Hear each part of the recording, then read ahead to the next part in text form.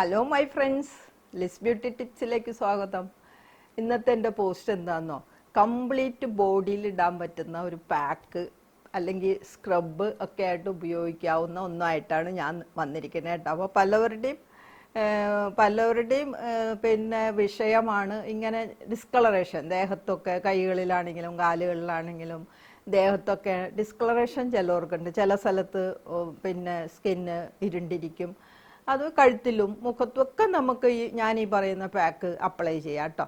അപ്പോൾ ഇതിന് നമുക്ക് വേണ്ട സാധനങ്ങൾ എന്തൊക്കെയാണെന്നോ, നമ്മൾ ബനാന കഴിച്ചിട്ട് അതിൻ്റെ അതിൻ്റെ തൊണ്ട് നമ്മൾ കളയല്ലേ, അത് നമുക്ക് ഒരെണ്ണം വേണം. അതിപ്പോൾ ഏത്തപ്പഴം നേന്ത്രപ്പഴം കേട്ടോ, നേന്ത്രപ്പഴം ആയാലും റോബസ്റ്റോ പൂവനോ ഏത് പഴമാണെങ്കിലും കുഴപ്പമില്ല, അതിൻ്റെ ഒരു പഴത്തിൻ്റെ തൊണ്ട്. പിന്നെ അടുത്തത് നമുക്ക് വേണ്ടത് ഓറഞ്ച് പീലാണ്. ഓറഞ്ച് ഇപ്പം നമ്മൾ കഴിച്ചിട്ട് അത് ഉണക്കി നിങ്ങൾ പൊടിച്ചു വെച്ചിട്ടുണ്ടെങ്കിൽ അത് എടുക്കാം കേട്ടോ. അതല്ലെങ്കിൽ നമ്മളിപ്പോൾ ഓൾറെഡി ധാരാളം ഓറഞ്ച് ഇപ്പോൾ വീടുകളിൽ വാങ്ങുമല്ലോ. അപ്പോൾ നമുക്ക് അതിനകത്ത് നിന്ന് ഒരു ഓറഞ്ച് നന്നായിട്ട് കഴുകി പൊളിച്ചെടുത്തിട്ട് ഇത് കേട്ടോ, നന്നായിട്ട് കഴുകണം കേട്ടോ അതിൻ്റെ തൊലി, അല്ലെങ്കിൽ അതിനകത്ത് ഒത്തിരി അതും ഇതൊക്കെ അടിച്ച് നമുക്ക് പ്രശ്നമാവും. അതുകൊണ്ട് നന്നായിട്ട് കഴുകിയിട്ട് വേണം ഇത് നമ്മൾ ഉപയോഗിക്കുക. അത് ഒരു ഓറഞ്ചിൻ്റെ തൊണ്ട് കേട്ടോ. അപ്പോൾ ഫുള്ള് വേണ്ട, ഒരു ഹാഫ് ആയാലും നിങ്ങൾ എടുക്കുന്ന അളവാണ്. ഞാൻ ആവശ്യമായ സാധനങ്ങളാണ് മെയിനായിട്ട് പറയുന്നത്. ഇപ്പം നിങ്ങൾ ഫുൾ ബോഡി ഇടുകയാണെങ്കിൽ അതിനനുസരിച്ച് നിങ്ങൾക്ക് കൂടുതൽ എടുക്കാം കേട്ടോ. അപ്പോൾ അങ്ങനെ അപ്പോൾ ഓറഞ്ചിൻ്റെ തൊലി എടുത്തു, പഴത്തിൻ്റെ തൊലി എടുത്തു, ഇതൊക്കെ നമ്മൾ കളയുന്ന സാധനങ്ങളാണല്ലേ. അത് കഴിഞ്ഞ് നമുക്ക് വേണ്ടത് പുളിയാണ്. പുളി എന്ന് പറയുമ്പോൾ സാമ്പാറിലൊക്കെ ഒഴിക്കുന്ന വാളംപുളി, ചാണാപ്പുളി, പിന്നെ അങ്ങനെ കുറേ പേരുകൾ പല നാടുകളിലുണ്ട്. എന്തായാലും സാമ്പാറിൽ പിഴിഞ്ഞൊഴിക്കുന്ന പുളി എന്ന് പറയുമ്പോൾ എല്ലാവർക്കും മനസ്സിലാവുമല്ലേ, സാമ്പാർ പുളി. ആ പുളി നമുക്കൊരു നെല്ലിക്കയുടെ വലിപ്പത്തിൽ അതെടുക്കാം കേട്ടോ. എന്നിട്ട് ഇത് മൂന്നും കൂടെ നമുക്ക് മിക്സിയിലിട്ട് നന്നായിട്ട് അരച്ച് പിഴിഞ്ഞ് അതിൻ്റെ ജ്യൂസ് എടുക്കണം. അരച്ചിട്ട് നമുക്ക് ഏതെങ്കിലും സ്ട്രെയിനിലോ അല്ലെങ്കിൽ ഒരു തോർത്ത് വെച്ചോ ഒക്കെ നമുക്ക് പിഴിഞ്ഞെടുക്കാം. അതാണ് ആദ്യത്തെ സ്റ്റെപ്പ്.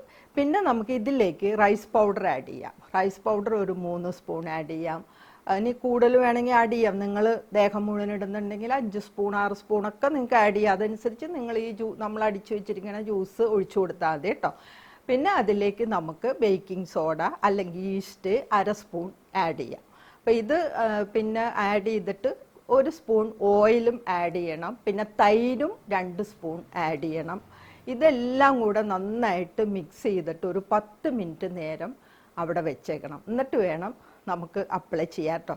അപ്പം നമുക്ക് ബോഡി പാക്കിന് ആവശ്യമായ സാധനങ്ങൾ, പഴത്തിൻ്റെ തൊലി വേണം, ഓറഞ്ചിൻ്റെ തൊലി വേണം, അതുപോലെ പുളി നെല്ലിക്ക വലുപ്പത്തിൽ വേണം. ഇത് നന്നായിട്ട് മിക്സിയിലിട്ട് അരിച്ചെടുത്ത് അതിൻ്റെ ജ്യൂസ് വേണം. അതിലേക്ക് നമ്മൾ റൈസ് പൗഡർ 3 സ്പൂൺ ഇടുന്നു, ബേക്കിംഗ് സോഡ അല്ലെങ്കിൽ ഈസ്റ്റ് നമ്മൾ 1/2 സ്പൂൺ ഇടുന്നു, തൈര് 2 സ്പൂൺ ഒഴിക്കുന്നു, 1 സ്പൂൺ ഓയിൽ ഒഴിക്കുന്നു. ഇത് നന്നായിട്ട് മിക്സ് ചെയ്ത് ദേഹത്തെല്ലാം മുഖത്തും കഴുത്തിലും എല്ലാം നിങ്ങൾക്ക് അപ്ലൈ ചെയ്യാം. അപ്ലൈ ചെയ്തിട്ട് ഒരു 10 മിനിറ്റ് കഴിഞ്ഞിട്ട് നന്നായിട്ട് കുറച്ച് വെള്ളത്തിൽ നന്നായിട്ട് അങ്ങ് മസാജ് ചെയ്യണം കേട്ടോ. കുറച്ച് വെള്ളം മതി. നന്നായിട്ട്, ഇനി ചെറിയ ചൂടുവെള്ളമാണെങ്കിലും കുഴപ്പമില്ല കേട്ടോ. നന്നായിട്ട് അങ്ങ് മസാജ് ചെയ്ത് മാറ്റിയിട്ട് കുളിക്കാവൂ.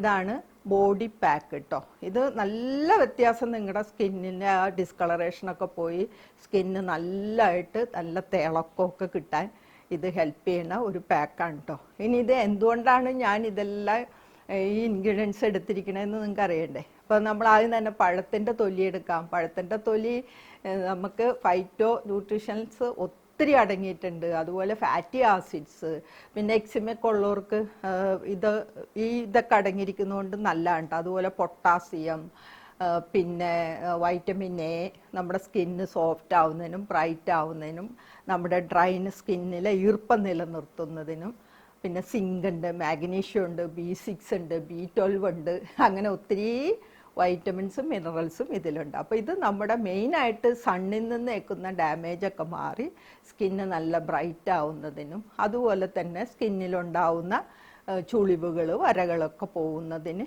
ഈ പഴത്തൊലി നല്ലതാണ്.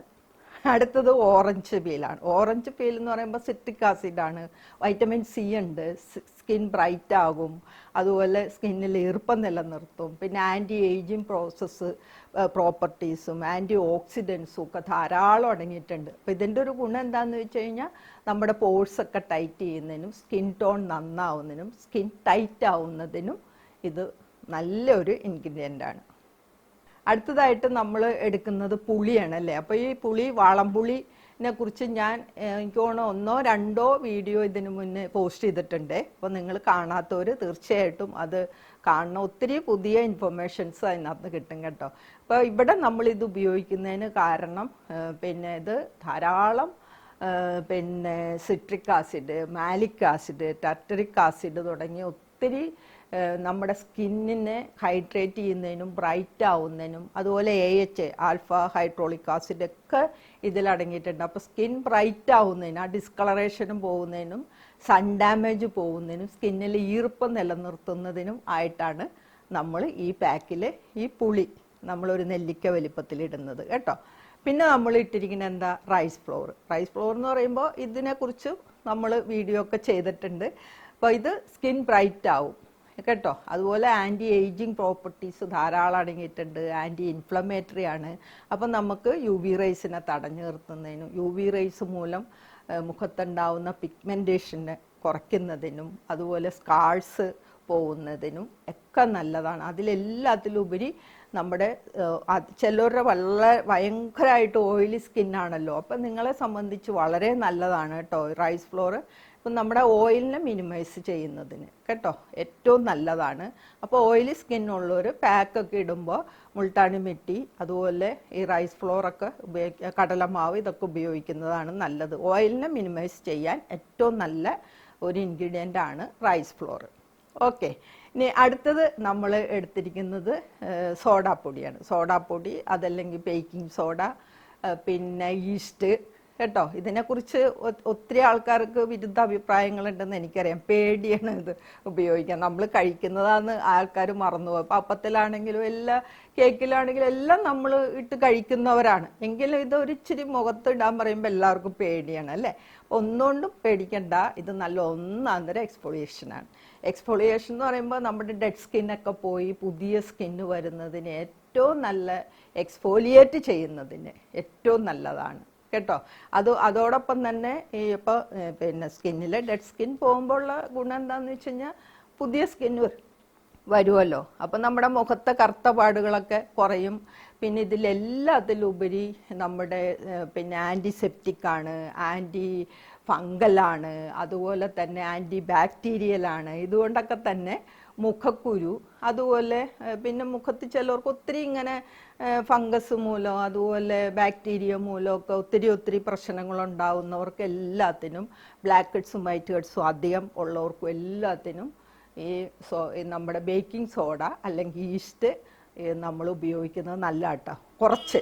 ഓക്കെ, അപ്പോൾ എല്ലാം നിങ്ങൾക്ക് മനസ്സിലായെന്ന് വിശ്വസിക്കുന്നു. നമ്മൾ ഇത് ഉപയോഗിക്കേണ്ട വിധം നമ്മൾ കുളിക്കുന്നതിന് മുന്നേ ഇടുക. 10 മിനിറ്റ് കഴിഞ്ഞ് ഒന്ന് വലിഞ്ഞു കഴിയുമ്പോൾ നമുക്കത് നന്നായിട്ട് മസാജ് ചെയ്ത് മാറ്റാം. ആഴ്ചയിൽ 1 പ്രാവശ്യം അല്ലെങ്കിൽ 2 പ്രാവശ്യം, അതിൽ കൂടുതൽ നമ്മൾ ഇടേണ്ട ആവശ്യമില്ല കേട്ടോ. അപ്പോൾ എൻ്റെ ഈ പോസ്റ്റ് നിങ്ങൾക്ക് എല്ലാവർക്കും യൂസ്ഫുൾ ആവുമെന്നാണ് വിശ്വസിക്കുന്നത്. അപ്പോൾ എല്ലാവരും ഇതൊന്ന് യൂസ് ചെയ്ത് നോക്കണം, റിസൾട്ട് എന്നെ അറിയിക്കണം. പിന്നെ എന്നെ വാച്ച് ചെയ്ത് നിങ്ങൾക്ക് എല്ലാവർക്കും താങ്ക്സ് ഉണ്ട് കേട്ടോ. പിന്നെ ഈസ്റ്ററൊക്കെ ആയിട്ട് എനിക്ക് നിങ്ങളെ വരാനും കാണാനൊന്നും പറ്റിയില്ല. മക്കളൊക്കെ വന്ന് നല്ല തിരക്കായിരുന്നു. അപ്പോൾ വൈകിയ വേളയിൽ എല്ലാവർക്കും ഈസ്റ്ററിൻ്റെ ആശംസകൾ അറിയിക്കുന്നു. ഓക്കെ, എന്നാൽ thank you for watching. By.